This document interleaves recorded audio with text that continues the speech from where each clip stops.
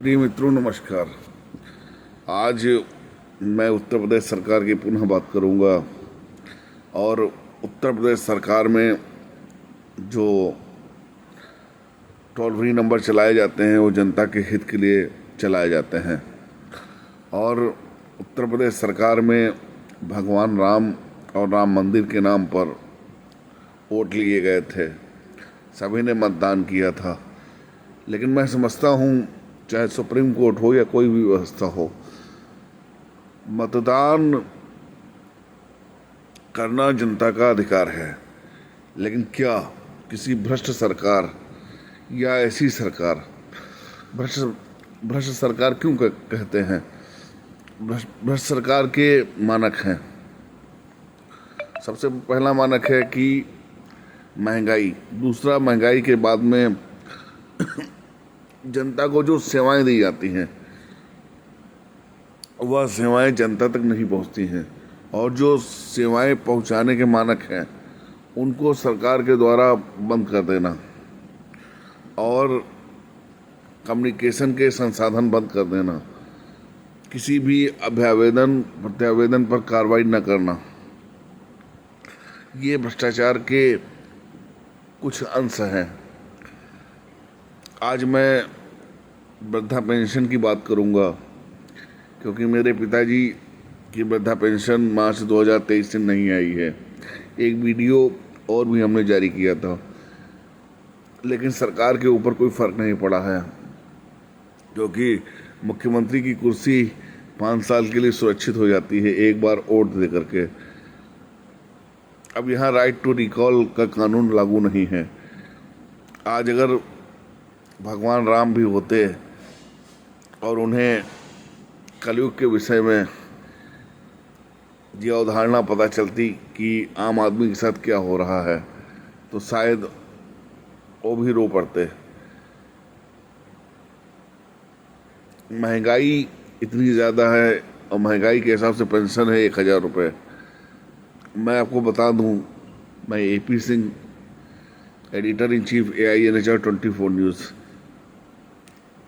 अभी उत्तर प्रदेश राज्य सरकार में सीतापुर की बात मैं करता हूँ। यहाँ का जिला समाज कल्याण अधिकारी फ़ोन नहीं उठाता है, और वो जिस जिले में रहा है वहाँ भ्रष्टाचार उसने किया है, और उसका स्थानांतरण टाइम भी पूरा हो रहा है लगभग, लेकिन सरकार है कि उसे हटा नहीं रही। दूसरी समस्या आ रही है जो टोल फ्री नंबर बनाए गए हैं, जैसे 14,567 14567। यह नंबर पेंशन के संबंध में कार्रवाई करने और सारी प्रक्रिया को जानने के लिए किसानों के लिए, वृद्धों के लिए बनाया गया।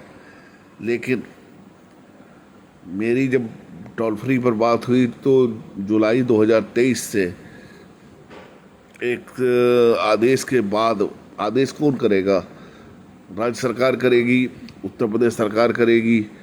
उसके आदेश के बाद आप कोई भी शिकायत दर्ज नहीं करा सकते हैं, और ये माननीय योगी आदित्यनाथ जी की सरकार की एक महान उपलब्धि है, जिसका मैं स्वागत करता हूं, जिस कारण से आम जनता पेंशन की शिकायत नहीं कर सकती है, और वह राम राज्य का प्रतीक है। दूसरी बात, जितने भी टोल फ्री बनाए गए हैं कोई भी आपके मोबाइल फ़ोन से नहीं मिलते हैं। तीसरी बात, आपातकाल की जो सेवा है 112, उसको लगाते रहिए, उसका भी कोई परिणाम नहीं है। दूसरी बात, राज्य सरकार की जो पेंशन व्यवस्था है, अगर उसकी जांच करा दी जाए तो हमारा फार्म एकदम सही है, लेकिन उस फार्म में कभी जानबूझ करके कमी की जाती है, तो फिर उसका 50 बार सत्यापन कराया जाएगा, जैसे कोई 200-400-500 करोड़ रुपए का मामला है। इसमें सीधी सीधी एक बात है, आप अंगूठे के माध्यम से पेंशन निकलवाइए, लाभार्थी का अंगूठा लगेगा, पेंशन आएगी, कोई सत्यापन की ज़रूरत नहीं है। लेकिन सरकार का एक ढोंग और नौटंकी है कि नहीं, हम कैसे मामले को लंबित करें। ये सरकार की एक आदत है। सरकार में जो लोग बैठे होते हैं वो उनको चाटुकार लोग ज़्यादा पसंद होते हैं। जो ये अब से नहीं हो रहा है, जब से राजा महाराजाओं का शासन था तब भी ऐसा ही था। चाटुकार लोग चाटुकारिता करते रहते और शासक मस्त रहता कि सब कुछ अच्छा है। धरातल पर कुछ और है।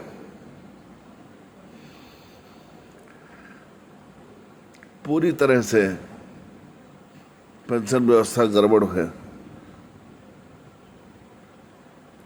इनका कोई भी विभाग उठा के देखिए, किसी विभाग में पारदर्शिता नहीं है। पारदर्शिता के जितने भी कानून हैं सब दबे पड़े हैं। अब ऐसी स्थिति में मजबूरी है कि आदमी कहाँ जाए। और अगर IGRS किया जाता है तो जिस IGRS का महिमा मंडन माननीय मुख्यमंत्री जी करते हैं, उस IGRS की असफलता ये है कि आप अधिकारी सेलेक्ट नहीं कर सकते हैं किसको भेजा जाना है। दूसरा, उसका प्रमुख गुण ये है, अधिकारी के पास एक ऑप्शन रहता है कार्यालय स्तर पर लंबित। उस अधिकारी ने रिपोर्ट लगा दी, मामला महीनों 2-2 महीने ठंडे बस्ते में पड़ा रहता है।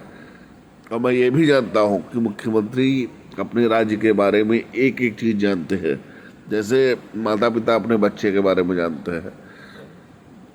कार्रवाई क्यों नहीं होती? सुप्रीम कोर्ट ने तमाम नियम दिए हैं कि जो निकम्मे प्रपत्र के अधिकारी हैं उनको अनिवार्य सेवानिवृत्ति दे दी जाए। सुप्रीम कोर्ट ने ऐसे कई कानून बनाए हैं, लेकिन एक बार चुनाव हो गया, सत्ता में आ गए, तो उनको क्या ज़रूरत है किसी के खिलाफ कार्रवाई करने के लिए। और जब चुनाव आता है तो मतदान करना पड़ता है। सुप्रीम कोर्ट ने कहीं यह व्यवस्था नहीं दी है कि मतदान करने के बाद में अगर कोई सरकार जनता से भ्रष्टाचार करे, उसकी न सुनवाई करे, तो क्या लोग मतदान करने से मना कर सकते हैं? उसके लिए नोटा की व्यवस्था दी गई है। लेकिन जब सभी, एक कहावत है ना कि जब सभी कुएं में भांग पड़ी है तो क्या होगा? जब सभी एक जैसे हैं तो कौन सुनेगा? स्थिति इतनी खराब है कि राज्य में मानवाधिकार आयोग, संवैधानिक शक्तियाँ कुछ भी स्पष्ट नहीं है। और आम आदमी, कोरोना काल में कितने लोगों की मौत हो गई अव्यवस्था के कारण।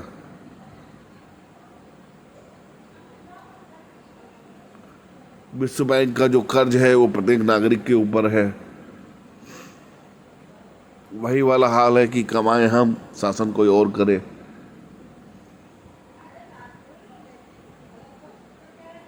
पेंशन के मामले में अभी तक कोई प्रभावी कार्रवाई नहीं की गई। जब व्यक्ति सत्ता में होता है तो उसे राम राज्य नजर आता है। सरकार किसी की भी हो, मैं पर्सनल कमेंट नहीं करता। कानून ये कहता है जिस अधिकारी को रिप्रेजेंटेशन दिया जाए वो उसका निस्तारण करके बताए। पेंशन रोकने के लिए तरह तरह के तमाशे, कहीं दिव्यांग ID नहीं लगाएंगे, कहीं आपका खाता संख्या गलत करवा देंगे, कहीं आपका मोबाइल नंबर गलत डालेंगे। इस तरह की नौटंकी वृद्धा पेंशन, दिव्यांग पेंशन में चल रही है। और कोई अधिकारी सुनना नहीं चाहता है। सरकारी योजना का लाभ एकदम समझिए कि मतलब पत्थर चबाने जैसा है।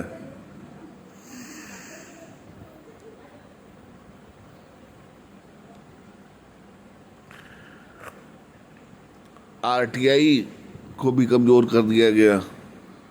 अब सिर्फ रास्ता हाई कोर्ट और सुप्रीम कोर्ट बचता है। और लोकायुक्त यहाँ का बहुत कमज़ोर है। उत्तर प्रदेश का लोकायुक्त व्यवस्था बहुत कमज़ोर है। एंटी करप्शन योगी जी ने थोड़ा मजबूत किया है, लेकिन अन्य राज्यों की अपेक्षा उत्तर प्रदेश का एंटी करप्शन बहुत ही शून्य है।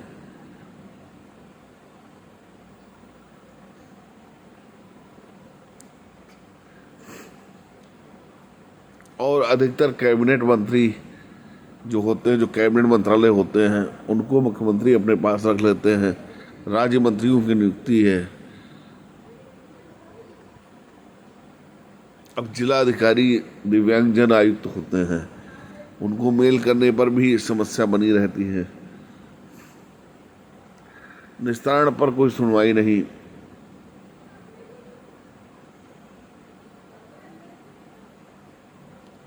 तो इस प्रकार का राम राज्य है। और हमने वीडियो बनाने का मुख्य मकसद ये है कि जो लोग अन्य पीड़ित हैं, इस प्रणाली में सुधार हो, अन्य लोगों को भी लाभ मिले। 7-7 महीने 8-8 महीने पेंशन रोकेगी, फिर शिकायत करने पर उसकी जांच नहीं होगी, उसकी बहाली नहीं होगी, तो आम आदमी क्यों वोट देगा? फिर हम लोग जब भ्रष्ट व्यवस्था में हैं तो एक समय आएगा कि नोटा ही दबाएंगे। तो जब तक कोई पर्याप्त अच्छा विकल्प नहीं मिलता है, तब तक तो मजबूरी है नोटा दबाना। हम नोटा का प्रयोग ही करेंगे, कोई करे या ना करे, लेकिन हम तो ज़रूर करेंगे। ऐसी स्थिति में हम चाहेंगे कि उत्तर प्रदेश राज्य सरकार, माननीय मुख्यमंत्री जी संज्ञान लें और केवल मुख्यमंत्री के 12-12 घंटे 14-14 घंटे कार्य करने से सुधार नहीं होता। अधीनस्थ जनता के साथ क्या व्यवहार कर रहे हैं, इसकी जांच होनी चाहिए। हर आदमी मुख्यमंत्री से नहीं मिल सकता है, हर बात मुख्यमंत्री को नहीं बताई जा सकती है। छोटे छोटे मामले, पेंशन के मामले, छोटे छोटे मामले नहीं बताए जा सकते। लेकिन जिस तरह से जो अधिकारी लाखों रुपए का वेतन लेते हैं, सुविधाएं लेते हैं, वह अधिकारी ही नहीं कुछ कर पा रहे हैं। हाँ, मामला लंबित करने में उत्तर प्रदेश के जितने भी अधिकारी हैं, सबको महारत हासिल है। इतनी महारत हासिल है कि आपका मामला टरका देंगे। तो इनको भी एक नोबल पुरस्कार की तरह एक स्पेशल पुरस्कार बनाना चाहिए कि इन महान भावों को पुरस्कृत करना चाहिए। कानून क्या है, गाइडलाइन क्या है, किताबों में कुछ और है, धरातल पे कुछ और है।